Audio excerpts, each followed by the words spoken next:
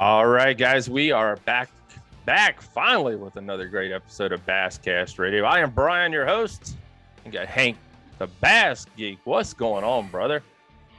Man, the man who's going to be who actually said this to me, and I took this. He's going to be on tonight, and I took this, and I live by this. Mister Gene Jensen, Fluke Master, is going to be on tonight. That's right. And he was the one that told me to learn and love the grind, and so that is what I do. I say it every single time. Live to love the grind. That is what we've been doing, grinding. There you go. Same here. Holy cow. So we took last week off, unfortunately. You guys know I hate missing an episode. That's just me, but me too. We took last week off. I know a lot of people were, we were in a transition. Bassmasters kicking back up this weekend. A lot of anglers were fishing. So it's just that time of the year. But, people are hitting me back up to be on the next show. So we already have a guest for one of our next shows. So nice. Getting the ball rolling again. By the way, guys, if you guys missed the last episode of Basscast Radio, we had the boys on from Hobie Eyewear talking about the brand new sunglasses that they've come out with. Awesome pair of sunglasses, very comfortable. By the way, I can't wear them. I have to have prescriptions because I'm old. So we're going to be giving some away.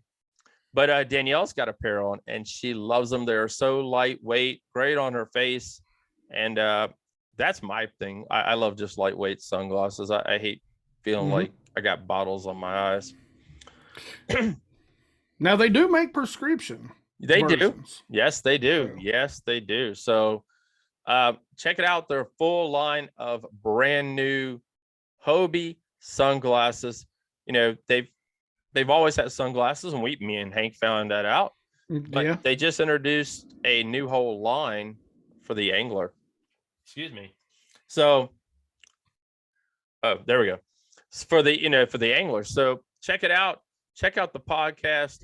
And there's also a certificate on there as well, a link where you can go check them out, and a discount code. So head on over and check that out. If you guys follow me, Bass and Brian 73, I went fishing last weekend. Ooh, nice.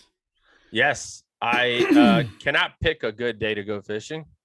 It started raining at 6:30 launch, and it rained till 12:30. And when the sun come out, it didn't just come out. I actually got a tan in 2 hours. The tournament wrapped up at 2:30. We did catch a lot of fish, so it was pretty cool in the rain. We had a good time. I mean, we were all soaking wet by the time. Actually, I was partially dried out by the time it was done, because when it came out with a vengeance. So I spent all of last weekend weed eating, mowing, landscaping, and working on the pool. There you go. Getting ready for the summertime. But I did miss the Angler's Choice Team Tournament Trail event, and I didn't feel right. Geek. I mean, it's like, I have never missed, and I can't say that. I have missed one or two, but that was because I was at the Bassmaster Classic, which is totally different. Still, Yeah. But I had never really just I'm going fishing, and I gave the reins to Alicia, and she covered it for us and took care of everything. And we appreciate her for doing that. But yeah, it's the first time I've ever I'm going fishing. I'm not going to work. That's crazy. Yeah, that's crazy for me. That's crazy. You're right about that. It is crazy. Because for me, it's like I'm back on the road this weekend, Cat Championship, 2 days, back down the curve. So excited for that. What's going on in your world? It's enough about me, Geek.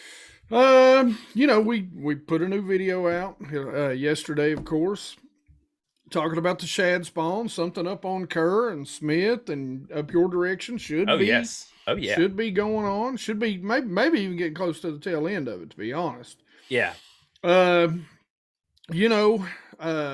Like I showed you earlier, we're putting out some shorts. We got some shorts that are blowing up, and the channel itself got a lot of new subscribers coming in.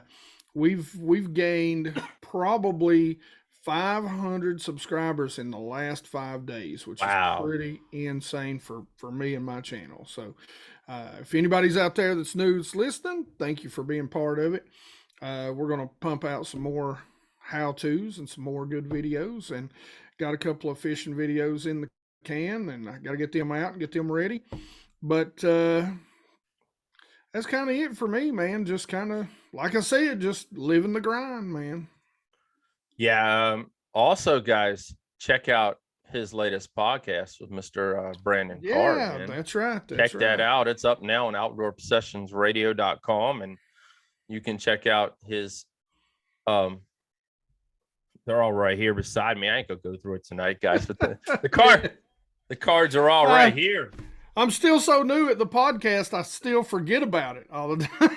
So make sure you check it out on the Apple Podcast Network. That's the main one. We got, like I said, we got all the cards right here. But like I said, please head on over and check him out.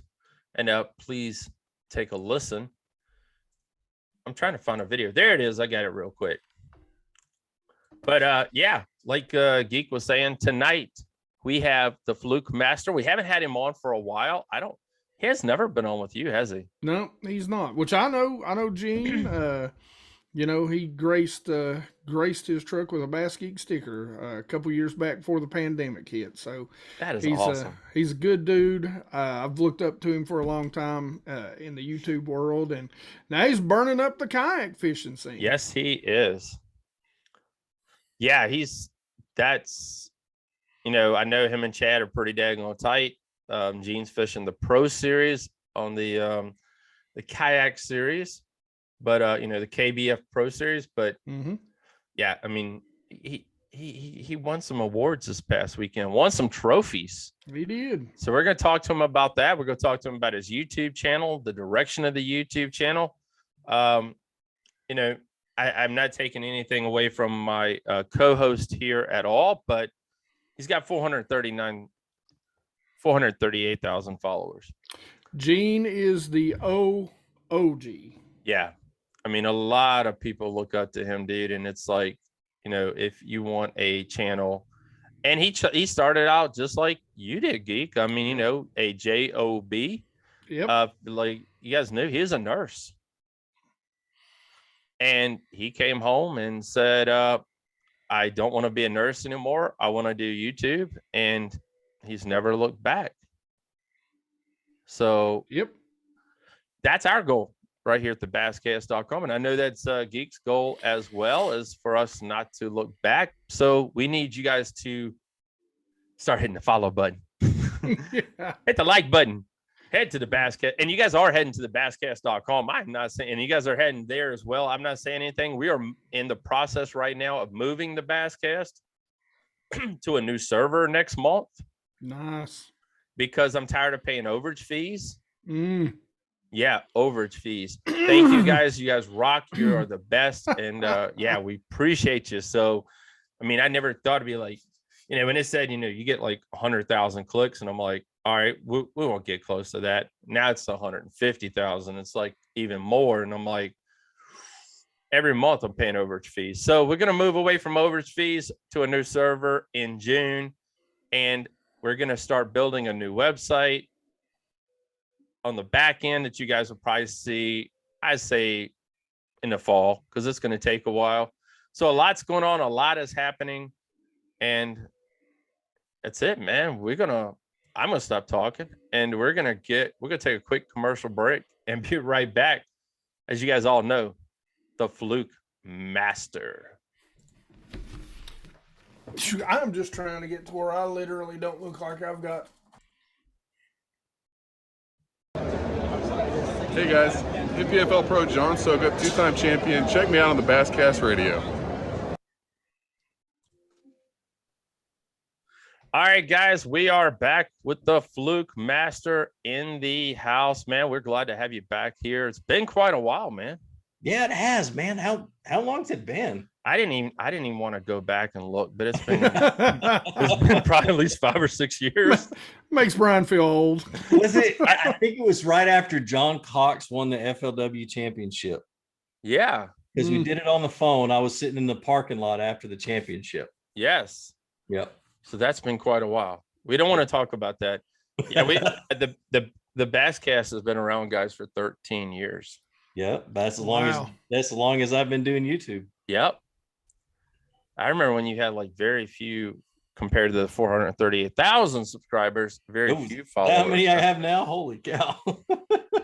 Yeah, 438,000 subscribers. I think you have your own, what do you call it thing when you can go look somebody up and they give you the history of them and all that crazy mess and how much you make? I think you got your own page for that as well. Oh, wow. What is it? Wiki? Yeah, Wikipedia. Yeah. Wikipedia. Yeah. That's pretty cool. They're all lies. Yeah. It told me earlier, I was like, let me type in Gene Jensen. It's like, it wanted to show me how much you made. Yeah, that's a lie too.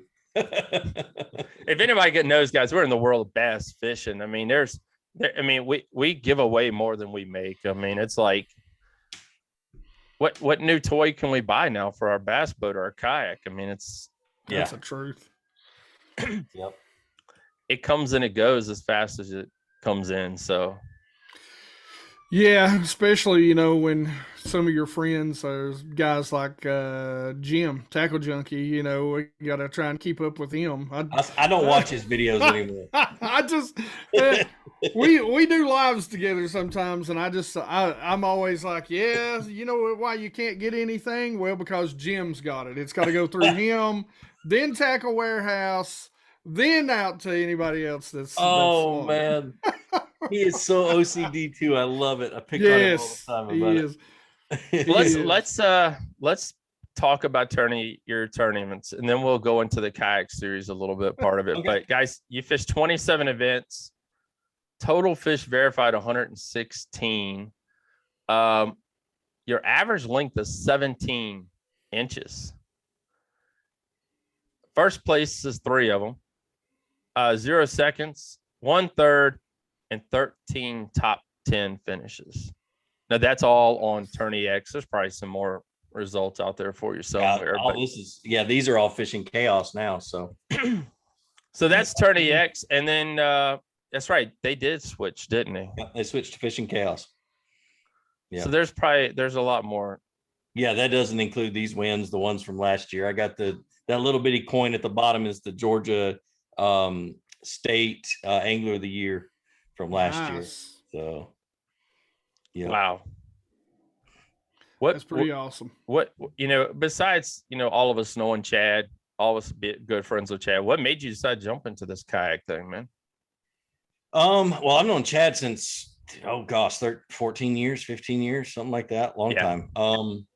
But to jump full force into it this year, I want to see it being a professional sport where we have 80 to 100 guys fishing this professionally. And I think that KBF is set up to do it in spite of Chad Hoover. I love that man to death, but I don't do this for him. I'm doing this for those guys that I want to see a professional sport where guys are making a living doing it. Yeah. And it's great because it is so much more accessible. I'm a boat guy. I've always been a boat guy my whole life. But, prices of boats, man, are ridiculous. Right. And so it really limits the amount of people that can get into a competitive version of the sport. And I think that's the great thing about kayak fishing. Yeah. Yeah, that's what I tell bass boat guys is sell your bass boat and rig 6 to 8 of my boats. Yeah. Yeah. That's what you can do. And I've got everything on my boat that a bass boat has except for the bass bill and the boat payment. Yeah. That's very true. Yeah, that boat payment is like ridiculous. But you think about that though, you came from the boat side of it. Not a very big boat. You had an aluminum boat. Yep. And so for you, it was kind of a downsize, but it wasn't as big as of a downsize. Some of these guys, I mean, it's enough space to run around and make laps. I mean, right. And carrying all the equipment and all the lures and all the gear and the cooler and the sandwiches and all the other crazy stuff. So it does take a little bit. And I don't know if people are, a lot of those guys are willing to make that change. Cause I mean, I'll be honest, when I kayak fish, I carry maybe 3 or 4 rods. That's Right. it. I know a lot of guys will carry, I've seen, a couple of friends of mine around here that, it's a dozen rods. Yeah, I carry 10 at the most, usually 8 or 9. Siddiqui carries like 100. Good gosh. It looks like it because it looks like he's. I mean, I just want to see that kayak. He's got rod holders on top of rod holders. I got a buddy. I think he carries 13 to 15, and I'm like, how do you get that many rods on a kayak? How do you get to them? Is my thing. Yeah. That was something for me. I'll be honest. When that was one of the things when I first started fishing at a kayak, and I've been doing it for 5 or 6 years now, was getting used to turning this way, doing a little exercise, turn around, how you want to turn that thing, grab that rod, and make sure you grab the right one. And don't grab it by the treble hooks. Yep. Yeah. And not fall in the water all at the same time. So it's a lot of practice, and it's a lot of time, and it is different. How have you learned to kind of navigate those waters? I talk about this a lot. The biggest thing is I've done it very slowly. I've rigged my boat super slow where I figure out exactly where the perfect place is for something for me.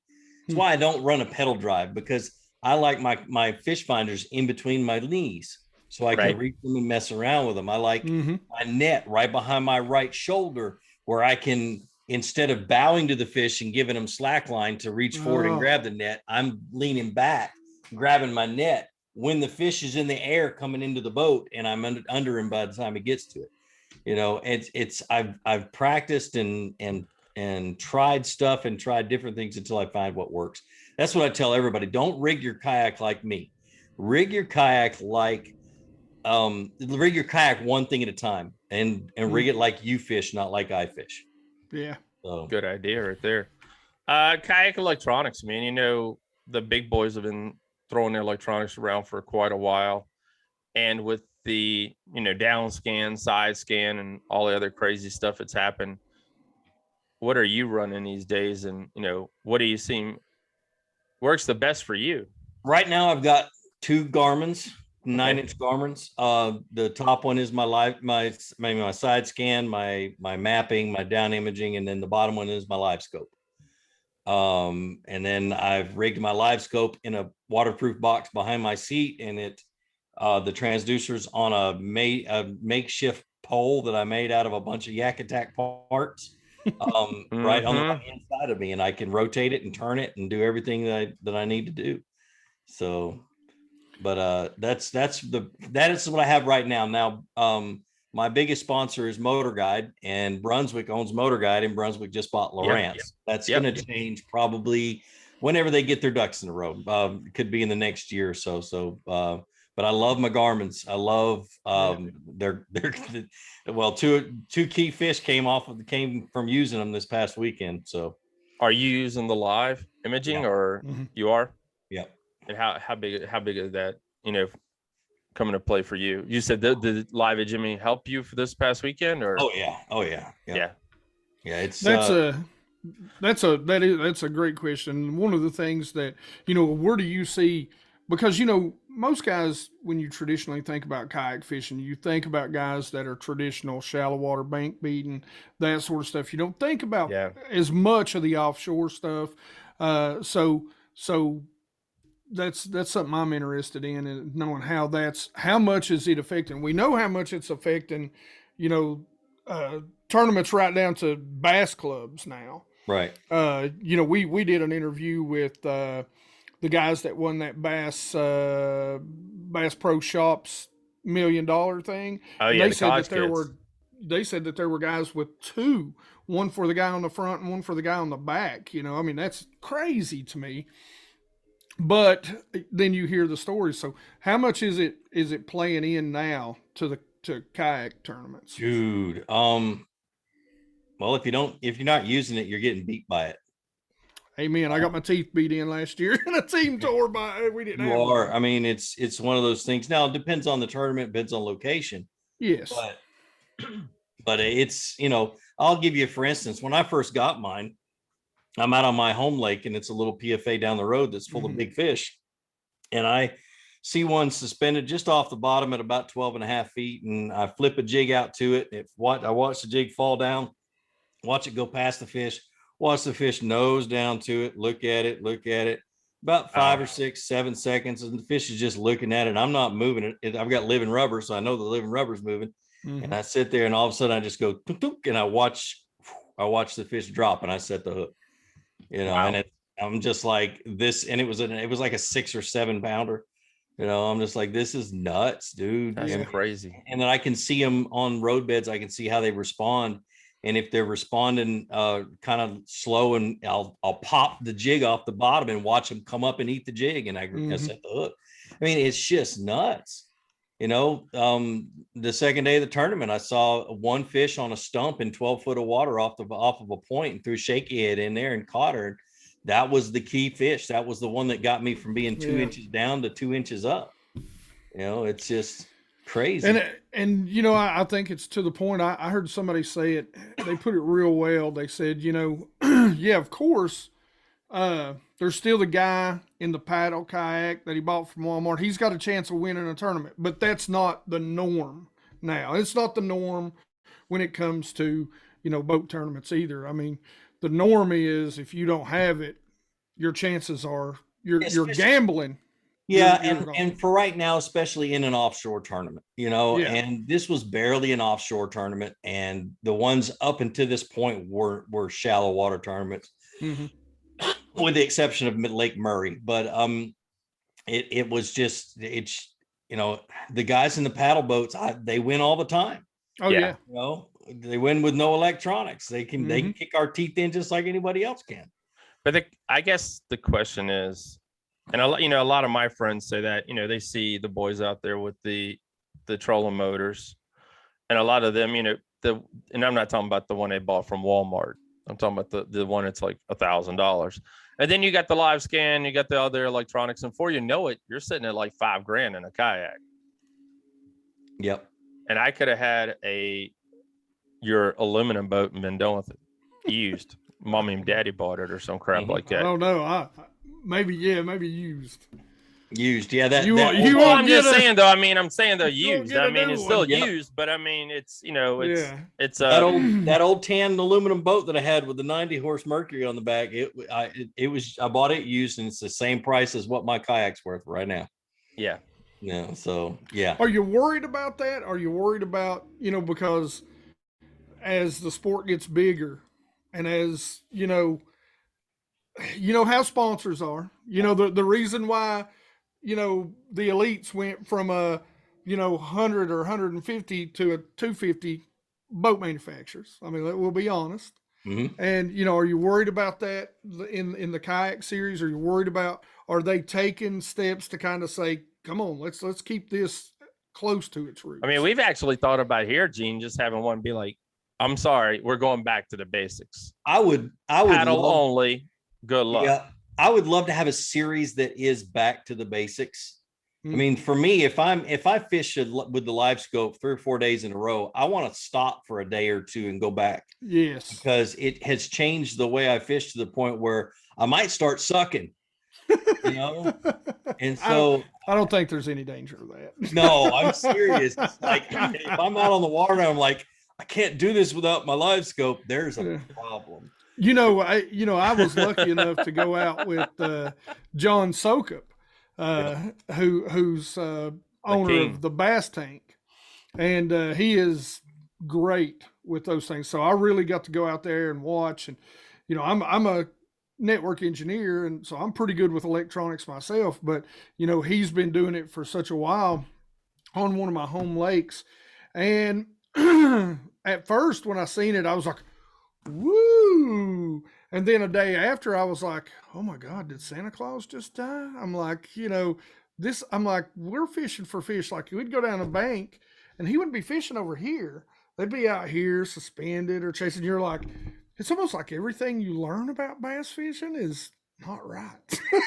It's like, what? It's like, what is this?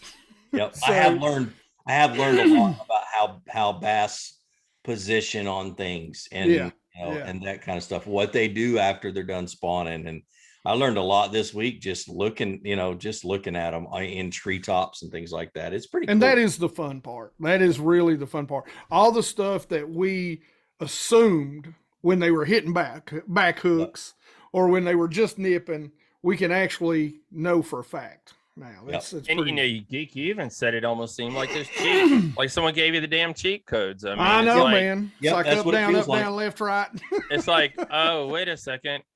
Oh, there's a bass. I mean, it was like, it just felt weird. I mean, it's like, Yep.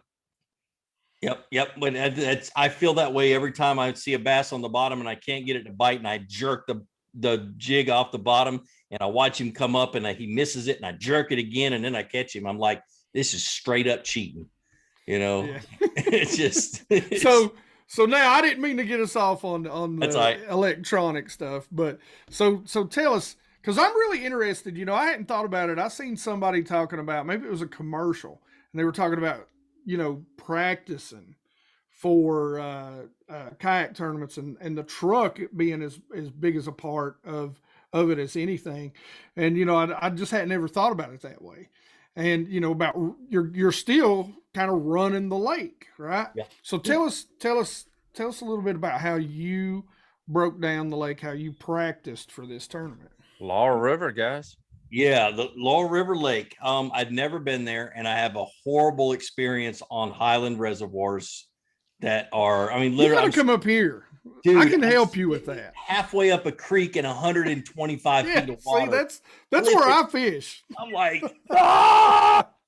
You're not far. You come on. Listen, I got a spare bedroom, real nice place, man. I'd help you with this all day, bro. You know, I'm your guy. Yeah, but I was not looking forward to fishing it. And so I got there and I was like, I'm going to change the way I pre-fish, because I've had 3 bad tournaments in a row. And Gunnersville was even bad for me because all my fish finished spawning the day before the tournament started. And I had a giant flat right off the river that was just loaded with giants. And I was getting bit every 5 to 10 casts. And it was just crazy, the size. And when I shook one off a chatterbait, it jumped up. It was 20 plus inches. I'm just like, this is nuts. And that day of the tournament, I didn't get a bite for the first 2.5 hours. But anyway, So I go to Laurel Lake. And yeah, my truck is important. It is loaded with all my tackle. It's loaded with extra tackle, and my on the water innovations trailer has 2 rod tubes. It's got extra rods in it. Easy to load, easy to unload, fast at moving around, which comes into play during the tournament too. But so I decided, you know what, I'm going to stop looking for the mega school, because I got good at finding the mega school. I found it at Murray and sucked it up, and I found it at Gunnersville and sucked it up there. And so I said, you know what, I'm going to figure out what's going on this lake, and I'm going to hit as many boat ramps as I can the first 2 days. And that's what I did. And so, well, the first day I only had 4 hours, maybe 4 hours to fish. And I zipped around and I figured out that they were spawning, and it was Sunday. It was the Sunday, it was Monday. It was the Monday before the tournament. They were either spawning or they were garden fry. So they were towards the end of their spawn. Mm-hmm. So I figured that they wouldn't be spawning, and they'd be gone and off the beds by the time Saturday rolls around. And so that was one of the things. And then halfway through the week, I started seeing shad spawn. And so I said, we got a shad spawn. We got males garden fry. Okay, so what am I going to do? And so I just figured out what was going on instead of trying to figure out where the bass was. Now, I did look for fish. I spent a lot of times throwing an 8-inch bull glide swim bait. And if I'd have brought a bigger one, I'd have been throwing a bigger one. But I just want them to come up and look at it. I want to see them. The water's super clear. I just want to throw it into an area and around trees and stuff like that. And I want to see where they're coming from, how deep, and if they can see my bait, 2 feet or 1.5 feet deep. Right. And so I did a lot of that. And then when I realized that they were garden fry and it was a shad spawn, I tied on a fluke and started catching them on a fluke in practice, and fine tuning it and figuring out how to get a bite every time. And And then the first day of the tournament happened. It was pretty wicked. The fluke master with the fluke. What a what a And I hadn't been throwing it for 2 years. I It's been know. 2 years since I've thrown it. I've seen you talk about it before, and you're like, hey, I don't really throw it that much anymore. No. It's like, it's so that's why I found it funny. I was like, it's just so perfect, though. It's so perfect. It's perfect. So tell us, I mean, we weren't there, so give us a little quick chill about the event itself. Okay, so when I got there the first day of practice, the water level was way up. Okay. And it's Corps of Engineer lakes, and they don't give a crap about the fishing. And so whether they were spawning or not, they dunked it 3 feet by the time, or 2.5 feet by the time the tournament started. And so one of the things I didn't realize until after the first day of the tournament is that those males, we were all catching 14 to 16 inch males all along the bank. Those males were still guarding the beds, even though the beds were on dry ground. They were sitting there waiting for fry to show up for them to guard fry, and they just sat there literally until Sunday morning, and then they were gone. At least in my area of the lake where they're gone, right? Area of the lake that they weren't gone, and they sat there guarding the fry or guarding the bed, and that's how they acted. And so that really played a key role into throwing that fluke. And so first thing in the morning, I just started covering the bank. I stood up in my kayak. I put my motor guide on 5, and just, what I do is I put 2 remotes, one in each pocket. So whatever hands free, I can get to a remote and I can change it real quick. And so I can cover the bank just like if I had a foot. Right. Okay. So the fluke was key. And I'm going to give away some secrets, but there's a video that I made the day before the tournament about this and how I'm fishing it and the reasons I fished it. And then I ended up doing real good in the first day in it. But white ice fluke, a medium. So I can do this without tearing stuff up. I don't know if I can, because I got. Don't do it. All right. So medium bait caster. 3-to-1 gear ratio reel, just a high speed reel, whichever one you want. That's an Omen Black and a Z slide, and I love those Z slides because they're really easy to throw light baits with, and that's why I chose that one. Okay. But fluorocarbon, this is 12-pound fluorocarbon. 12 or 15 will do, but that's the only thing that you can, if one or the other. Everything else has to be exactly like this in order to get the action that I was getting. And I'm telling you, I spent 3 hours playing around to try to get the action right. Number 5, swivel. Let me get my focus to pop. There we go. Number 5, swivel. All right. To a 16-inch leader, 14 to 16 inches. I wouldn't go more longer or shorter because this swivel imparts the action that you need on the fall of that fluke. All right. The other thing that does it, if you see the fluke, see that little dot? Yep. Dot? That's a tungsten sinker. It's a nail weight that I've cut to be just long enough to go at that angle. Come on, stop focusing on my eyeballs. There we go. At that angle, and it goes straight up this direction. And I put it in the fluke and put it back in the bag. I have a whole bag of them rigged that way. And it has to be perfectly centered. Now, the hook is a Gamakatsu G-Finesse light wire, or G-Finesse EWG, but it's a lighter wire hook.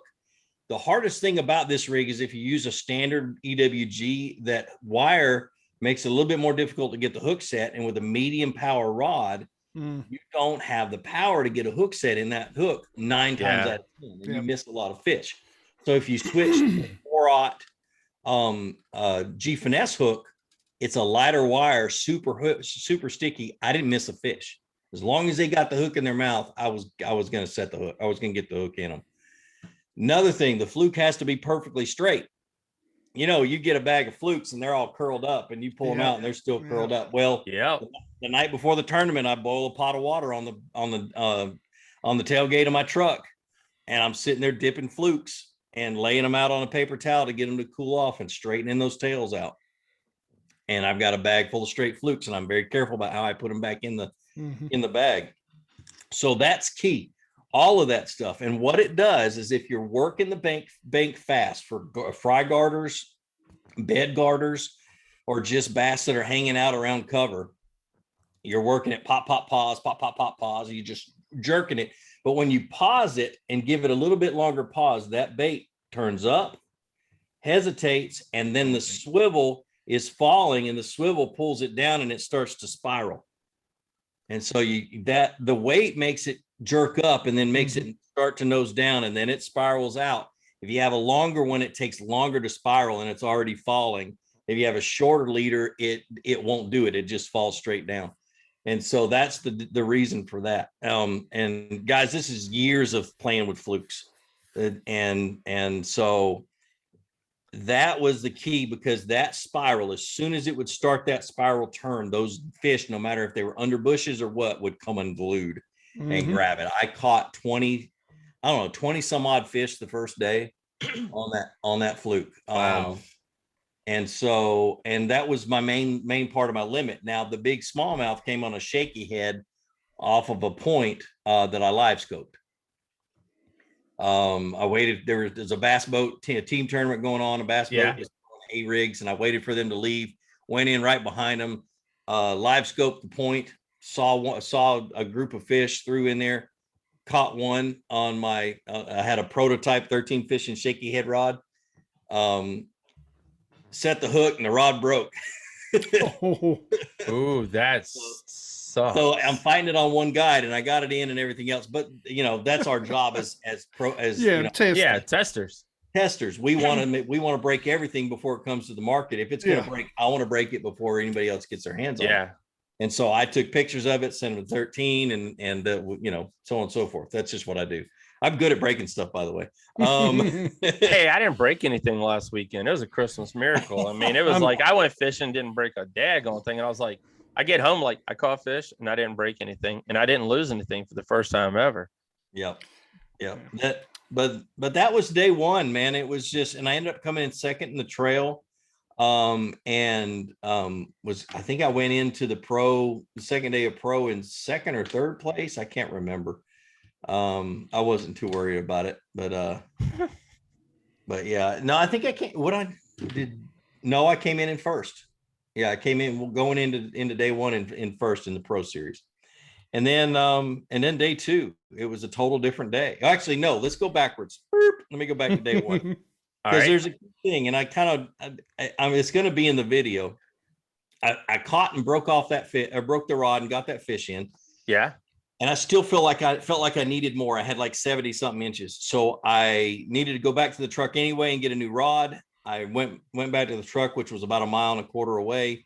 Put it on the trailer, and I went down to another marina, put in at the marina. And the reason I went to that marina is all week I'd been walking from that marina, getting a drink or sandwich or something. And I'd walk along the bank, and there's a 15-foot embankment down into the water in an area that they don't allow boats. And I'd see these males guarding beds all along this riprap. And one of them was a really good size one, and I couldn't get that one out of my head. Well, I had asked the lady at the marina, I was like, hey, do you let people bank fish out there? She goes, yeah. She goes, sure, all the time.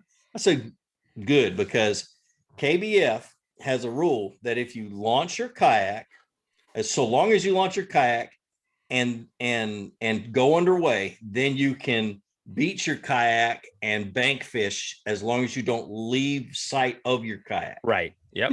Yep. That's pretty cool. So I went in, I stopped at the parking lot, walked 10 feet, looked down the bank, saw the fish, got back in my truck, went and launched my kayak, went all the way around the marina, which was about 1/2 mile. It's a giant marina. Went all the way around the marina and to a boat dock that I could see from where I was going to be fishing. Tied up, got up to the top, was throwing a rage bug, couldn't get it to commit to the rage bug, switched over to a Z-Man a fatty and threw it down there, and she bit on the third deal. And I had set it up where my net was down here on the right, where it was the low part of the wall, and I was going to run her all the way down to that low point. Well, I set the hook and she came to the bank, and I'm like, crap. So fat boy in my tournament jersey with my PFD on sits down and slides down that 15-foot embankment. I'm like, what? Reeling it in. Reached down, grabbed the fish, ran back up the bank, went over to and measured her. And then I ended up catching one more about 16 inches that that culled out the rest of them. And Wow, so Gene. that was nuts, man. I got it all on video. If my son can ever get off his tail and finish it and edit it, it's going to be really good. So, but wow. that was funny. But I just, taking advantage of the rules, and a lot of guys, Oh yeah, Yeah. one of my buddies that was fishing the tournament with me, I told him about it. He's like, I didn't even know that was a rule. I'm like, No. Yeah, I was about ready to bring that up. We use the same rules as KBF here at the basscast.com. And yep. yeah. That's Yeah. it's a fun rule. The only time I've ever used it was was at that tournament, and then on a river fishing for shoal bass. All right, let's roll into day 2 real quick. Right. So day 2, I go into the marina where I caught those fish on the bank. Yeah. And I put in that morning, and I'm like, you know what? I know what's going on. So I'm just going to go find some, I wouldn't say freshwater because I pre-fished that area, but I said, I'm just going to go for 30 minutes until time for lines in, and I'm going to stop and I'm going to start fishing. And I stopped, and there was this little creek arm to the right. And I started throwing the fluke. I'm like, dude, it's too dark. I can't see the bait. I'm not going to get a good hook set. Put the fluke down, grab a greenfish tackle swim jig, which I have. Get it off the rod. So I have right here. Let me get it off my eyes. There we go. And it's in glimmer blue. And there's a lot of little fish in that lake, little minnows that are that color. And so it mimics that, and it mimics like a shad and so on and so forth. And again, I just stood up and started casting and winding. And I had and lines in was at 6 o'clock. I had my limit by 6:30, including that big smallmouth. Wow, dude. And so I was relaxed the rest of the day. I didn't have the lead. I was 2 inches behind, but I was relaxed. I said, all I got to do is keep running the bank. The shad spawn deal is going to die off when the sun hits the water. And then I'm going to go offshore and start going point to point to point and throw a shaky head. And the shaky head I was throwing was a missile baits. This is a warlock head.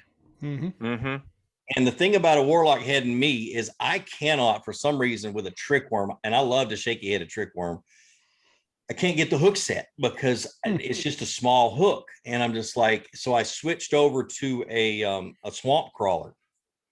And I'm not sponsored by Zoom, but this was the only worm I had in my box that was really soft. And you can't see it now, but I dipped the tail in JJ's Magic.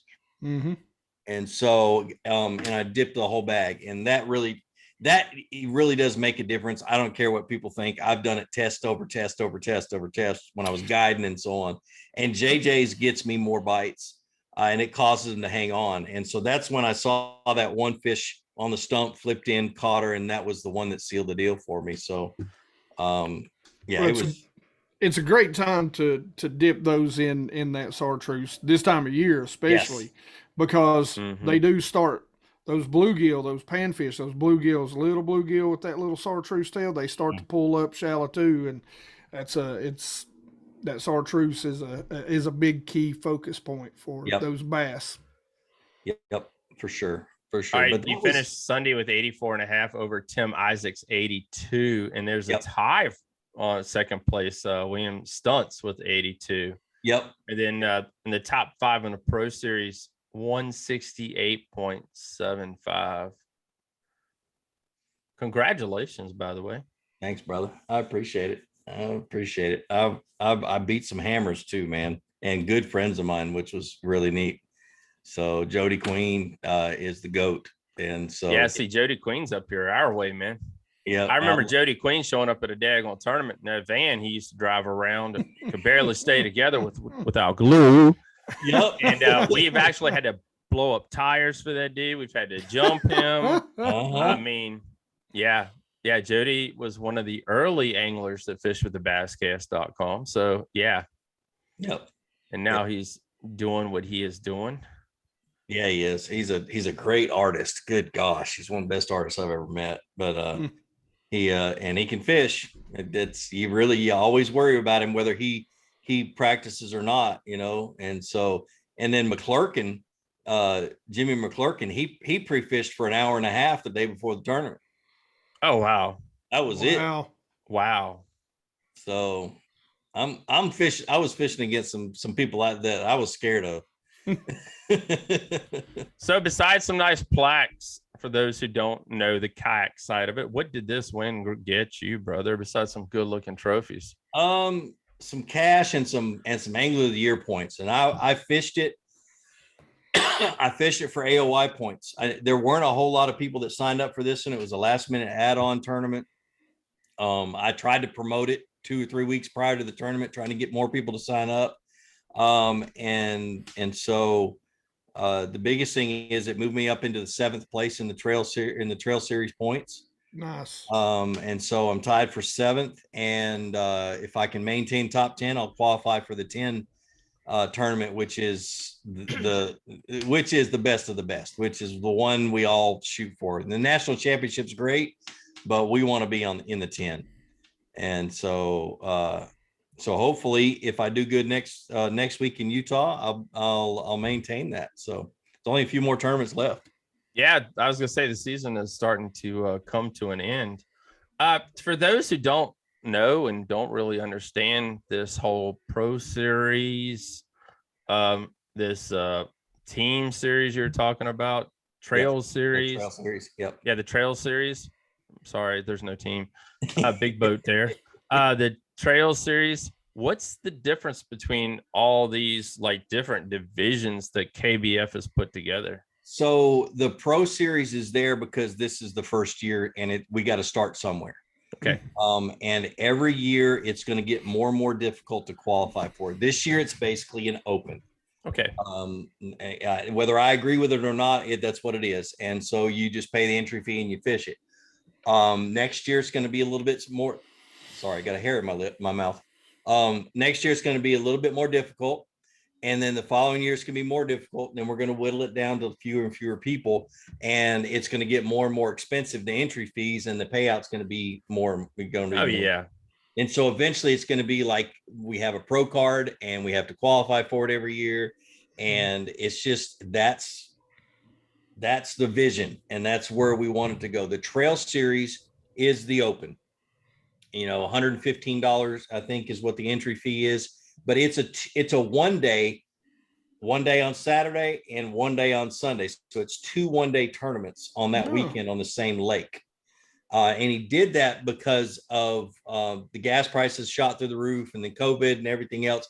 And so we can get a large number of tournaments in without a large number of miles under our tires. Mm-hmm. Yeah, I'm glad there's a big series here. Big boat series here that started doing it a couple years ago, and I said thank you Jesus, because even then it was getting rough, and if you're gonna blow a weekend, just blow the whole weekend and be done with it. Right. Don't make it last 5 weekends. Knock it all out. Yep. And the one thing that people complain the most about, I think, about KBF is the amount of changes that are, but there's a vision to those changes. And yeah, there's some of them that I'm like, come on, let's not. But anyway, there's all you're going to have it everywhere. Yeah, exactly. And the vision is to get it to the point where there are 60 to 100 guys that are doing this professionally. Yeah. And that's what I want to see. YouTube's paying for, sponsoring Fluke Master right now to fish these tournaments. So is Motor Guides paying my entry fees, that kind of stuff. And I can do it, but I want to do it so other people can do it. And it'll be cool. And then this year, the online series has started. Yeah, he's doing them. Well, I think he did last year or something. Yeah, it's been going on for a number of years, but it's starting to amp up and get more and more difficult. Yeah, it's getting more into that's what that Georgia little coin is right there, is the online series that I fish. And I retired from it. I won Angler of the Year 2 years in a row. And so I'm going to fish maybe one tournament every once in a while, but I don't have time for it anymore, which stinks because my lake down the road has giants in it. I had Mr. Jonathan Graham hitting me up earlier. He finished right behind you at last year's national championship. He's one of our big guns right here in Central Virginia, fishes with the basscast.com. And he's like, he wanted to go fishing with you. He said, I need a little time with the Fluke. Well, he needs to enter some of these tournaments. That's the only way. He is entering. He works with me, and that's rough. Yep. The full-time job. All right, so we've hit pretty hard. Let's dive in for the last few minutes here of the show into the YouTuber Gene Jensen, and this channel that has amassed almost 500, it's 438,000. But I'll say we're almost, you're crushing it, dude. Well, I've taken a little break though, and most people haven't noticed it because the videos are still there. But I had to take a break this last year to get my head straight. I was worried more about being like everybody else and not being like me, and I got pissed off at myself. And I said, I just got to figure it out. So I'm at that point now, and this tournament really helped me with my confidence. But I'm just going to go back to doing instructional videos the way I've always done them, because they work. And if anybody, if there's anybody out there who's never watched any of my videos, I'm gonna tell you what I'm about. I'm about that one person. I want to find that one person that wants to learn something about fishing. Right. And I don't care about those numbers. I don't care about those, the money that's coming in. I tell my sponsors, they're not paying me to do this. They're paying my wife to let me do this. And it's 100% true. I do this because I want to teach people how to fish, because that's my God-given calling in life. Right. And so that's what I'm going to do. And so I got caught up. I've got all these guys that have got professional photographers and professional editors, and they're doing a great job, and I love their videos. I can't do that. I don't make enough money to do that.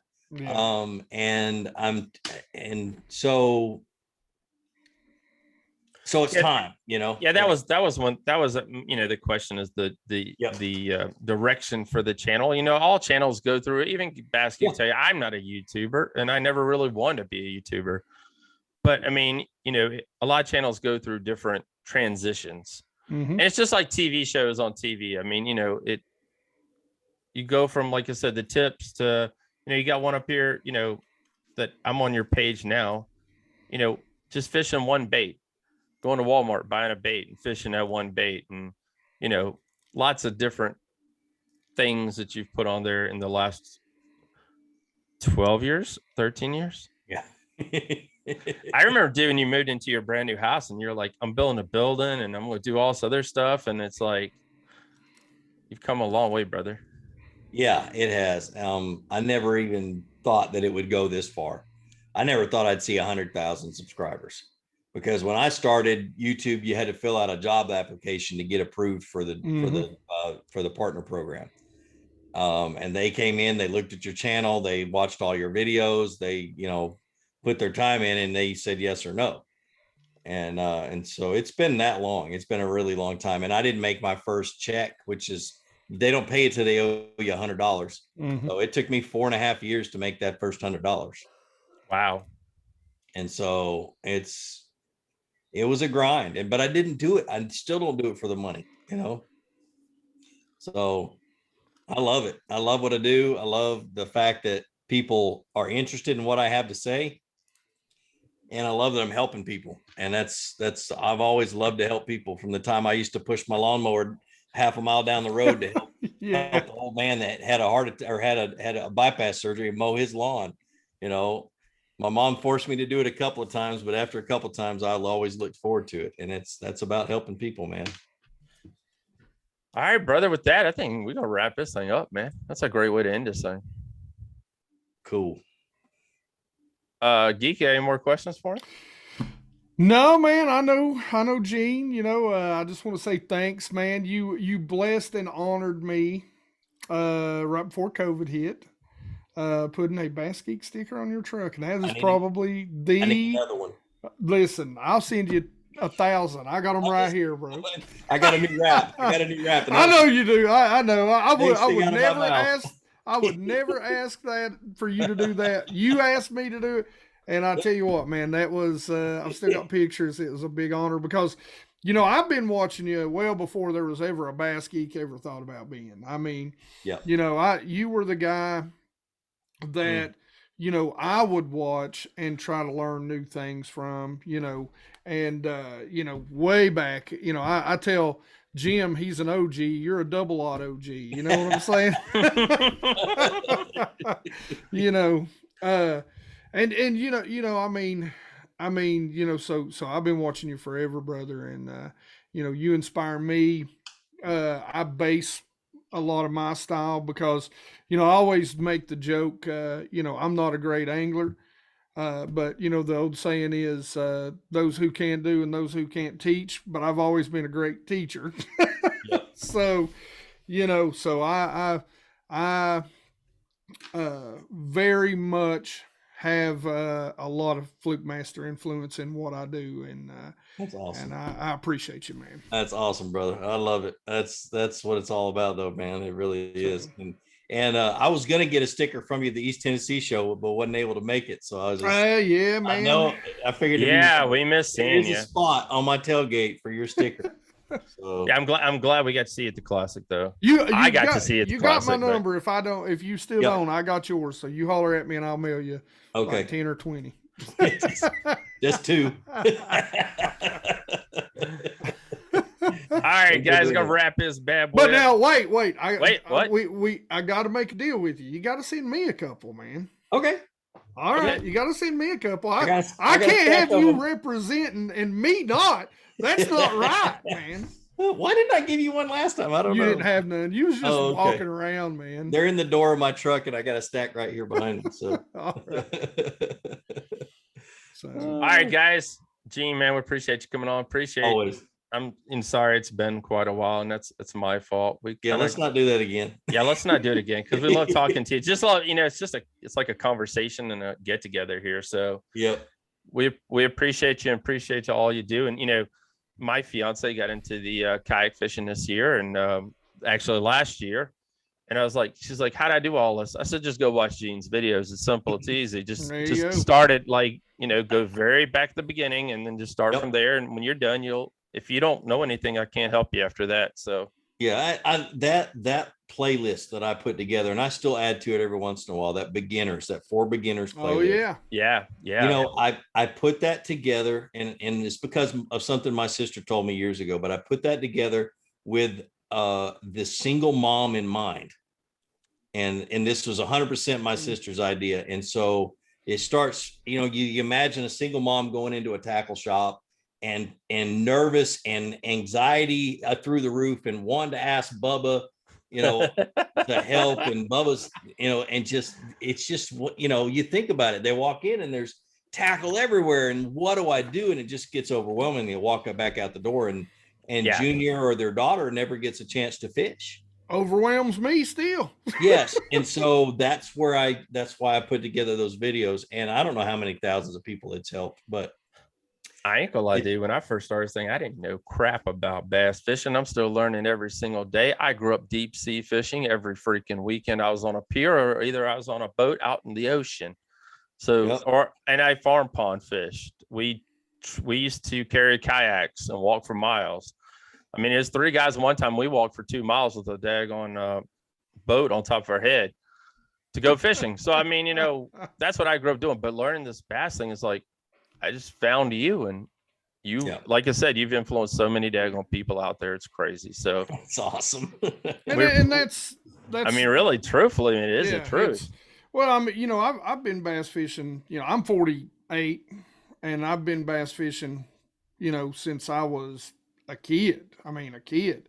But, I always say, we didn't have the internet when I was younger, back in the, when we had wagon wheels and, wagons and horse. But, you read Bassmaster magazine and all this, and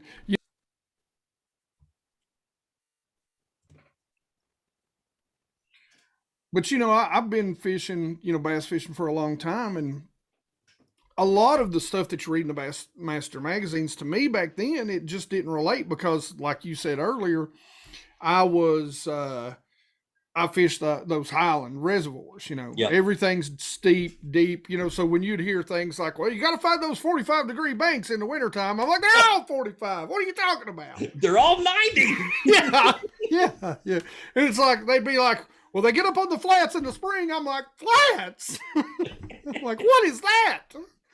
So, once I got older, man, and I found you, I really started learning how to fish a lot of different things. And, you were a guy that, being able to watch visually do things. Yeah. Get out on deep ponds, Pioneer. get out on that sort of stuff. So that's well, that's how I learn. I have to learn. I have to learn by seeing. That's how I learn, and that's how I've always learned. And so, you know, telling somebody how to fish is not my way of doing a video. I do it every once in a while when I feel like I can get the point across. But dude, if I've got to show something, I'm gonna stand up and I'm gonna show it. You know, I can't wait for you guys to see that video though. It's gonna be sick. It's gonna be fun. Oh, cut it. Goodness. I hate to run. I hate to let you go, but we could be here for hours, and I don't know how long people will listen for hours. So. Hey, wait a minute. When are you getting married? Soon. Okay. We had decided. Get a date, let me know. All right, I will. Because we had decided to wait till after graduation, which is in a week. Okay. So that was our plan, is after my kid graduated from high school. So that's the plan. So okay. So you will know. Yeah, let me know, bro. Because if I can make it, I'll be there. All right, brother. Oh, sure. And I was engaged for 3 months when I got married. And I knew my wife for 3 months. I was engaged for a month and a half. So. All right. This whole thing just took a wild twist. Just kidding. Quick. And I'm not kidding, but okay. Yeah, but I've been married 22 years. So. I got you beat. Me and my wife was never technically engaged. We got pregnant as seniors in high school, and we've been married for 28 years next year. Shotgun marriage. Wow. All right, guys. We appreciate having Geek on. Thank you for coming on, and the Fluke Master as well. Guys are awesome. Thank you. We're going to take a quick commercial break, and we'll be right back. All right, guys, man, we really appreciate Gene coming on and talking with us tonight. Yeah, like you said, man, it's kind of sad I haven't had him back on the show, because the last time I had him, I was going through co-host like water, and I think eventually it just, it was like, I think it might have been just me and him. I really don't even know at that time, but it was great to have him on to talk about a big win and the kayak fishing as a whole in the future, and where KBF is going. And we've had another couple different kayak guests on this year. So, guys, the opportunity is there for anyone who wants to start fishing. Go to Dick's Sporting Goods. Even if you started fresh, $1,000 you could get going, and that ain't buying. Yeah. And that's rods, reel, tackle, some decent equipment. You ain't got to have a crazy fish finder. Heck, I got a Lowrance HDS 7 here. I think you can get them now for $100. Fluke put it great. Start slow, learn what you want. And slowly accessorize and move up in the boats. Learn how you fish, and grow that way. Don't just throw a bunch of money and put everything on there, because you may get in it and realize that you don't like how things are put together. Yeah. And even if you buy a cheap kayak, I preach this. You can only take so much with you. Yep. And like, we said, the truck is very important, because, in kayak series, you don't have the big motor, but you can go to another ramp. Yep. You're wasting time, but you can go to another ramp, because you only get 8 hours, 7 hours, whatever the tournament director allows you for that event.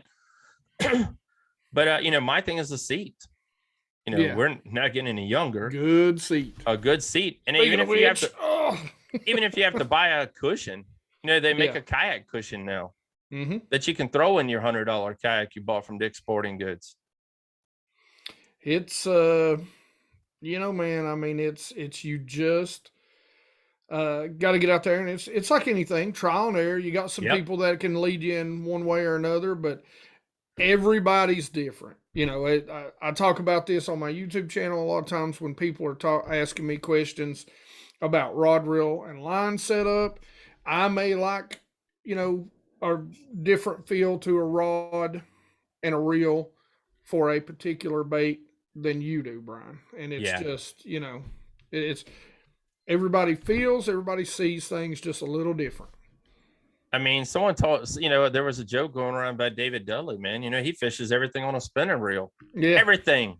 Yeah. Crankbaits, jigs, you name it, on a spinner. I mean, It's just a joke, probably. It Yeah, might not be, but I mean, it's however you like to fish, and you ain't got to spend a lot of money, guys. I went to No. Dick's Sporting. I mean, I did buy a nice kayak. I ain't gonna lie, it was about $1,000. I got milk crates from Target for $2. All my kayak gear's in that deal. I did buy the rod holder attachment, which was like 20, and that's it. Get you a set of lip grippers and a good knife, and you're done. There you go. Bam, go fishing. So yeah, appreciate Gene coming on and talking with us. Make sure you're checking out his YouTube channel. Hit the subscribe button. Don't forget Bass Geeks channel as well. Hit the subscribe button. The dude's rocking and rolling. And you guys know we always try to share his videos, and make sure you watch and listen. And watch his Monday Night Lives when he has one. and listen to the Bass Geek podcast. And listen to the Bass Geek podcast. I remembered it. And there's a lot more great stuff coming from him. And I'll be honest, there's not a lot more great stuff because I'm maxed out here at the basscast.com. I can't do no more. I need 12 more people. Yeah. And amen. we're blessed. I mean, the year has taken off. It's gone crazy. I've got writers coming out of the woodwork. I got a brand new writer that's coming on with us, guys. Nice. Yes, a brand new writer. So we're going to have some stories coming out from him. So people are finding us left and right. It's just, just like we keep hitting on us. We keep harboring on us. And I want to end it with this. Me and Geek are both at the spot where we're both teeter-tottering on. We're getting there. We're getting there. I mean, it's crazy because for us to grow even further and to become even bigger, even larger. And I don't want you guys to think this whole thing's about numbers. Oh, no. But the numbers pay the bills, guys. But who wouldn't jump at the chance to fish or work in the fishing industry for a living if you love the sport? If you love the sport. There you go. And with that, guys, we're going to wrap it up. Appreciate you guys all listening. Thank you to everybody. Thank you for Gene coming on, and make sure you guys hit the follow button. Head on over to Apple iTunes. Give us a reply, comment, whatever you guys want to say. We don't really care. Be constructive criticism, by the way, but we'd love to get your feedback on the show. Have a great night, everyone. We'll talk to you guys in a week.